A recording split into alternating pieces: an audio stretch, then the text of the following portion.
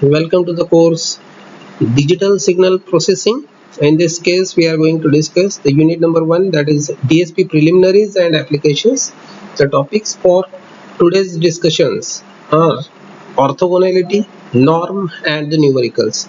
Let's discuss it with one of the statement first of all, then we will go for the numericals. So this is how we have seen that orthogonal functions.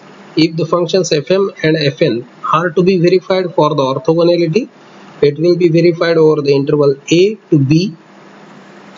This can be easily obtained over here. So the interval which is given in this case, that is nothing but a to b. So fm of x into fn of x dx is equal to 0. So this equal to 0 indicates that it is nothing but the orthogonal function. Now let's consider the next part, that is nothing but the norm of a function. This is nothing but the norm of a function. So when we want to find out the norm of any function, it will be equated with the function itself. So that's why the norm of the function indicated like these two vertical lines. In between that we have written the fn, that is one of the function for which I want to find out the norm.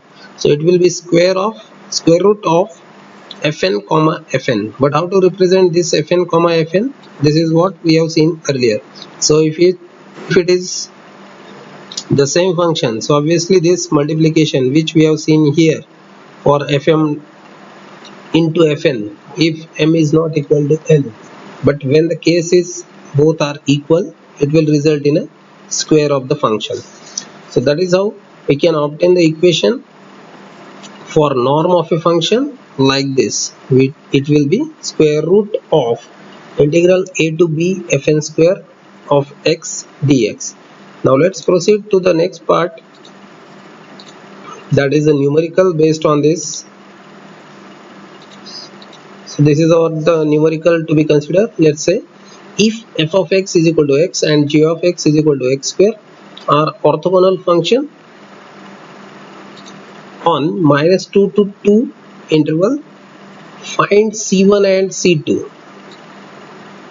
such that h of x is equal to x plus c1x square plus c2x cube is orthogonal to both f and g on -2, 2. Also find the norms of f of x and g of x. Now it is already given in the statement that f of x and g of x are orthogonal over the interval -2, 2. So if these two are orthogonal, so let's proceed for some of the verification of the conditions. Even one more statement is provided, f and g orthogonal to h also. Then if f and h are orthogonal, so let's equate it like integral -2 to +2. F of x is x, that is what mentioned here. F of x is nothing but the x. This is what f of x, and this entire statement is nothing but what? H of x. So that is what mentioned over here, x plus c1x square plus c2x cube. So once this is solved, then the output which we are equating it with, that is nothing but the 0, because already it is mentioned that these two are the orthogonal to each other. So after solving it further, by solving the integral first and apply the integral, this is what the values which we are getting with respect to the steps. So these are the steps by which we can solve it further in terms of the c1 and c2. So the value for solving this one, the c2 will give the value like -5/12. So put the same value in the earlier equation. So in this equation, if we put the value of c2, we will be able to calculate the value of c1. Now let's see. So for getting the next value, let's proceed for g and h verification. So for verifying the g and h, which are nothing but orthogonal again, so this is nothing but the g of x, this is nothing but h of x. So by solving the integral, this is how we will get the value for c1. So this is how we can obtain the values of c1 and c2 with the orthogonality on f to h and g to h. Now once we got it, next part is to get the norms for f of x and g of x. So to get the norm, f of x will be like this. So with the expression which we have seen earlier, that is nothing but over the interval a to b. So in this case the interval will be what? -2 to 2.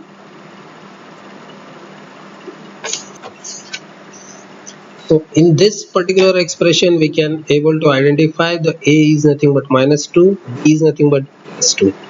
So f of x is nothing but the value x. So this is how f of x square will become x square. So by applying the limits, after finding the integral, it will be x cubed by 3. It will be simply 2 and -2. So put the value of 2 as instead of x. So it will become 2 cubed, that is 8 by 3, minus 2 cube.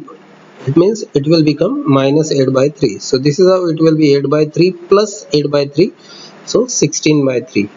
Now this is nothing but f of x square. But right now which quantity we are interested in? That is nothing but only the norm. So f of x will be equal to 4 by root 3.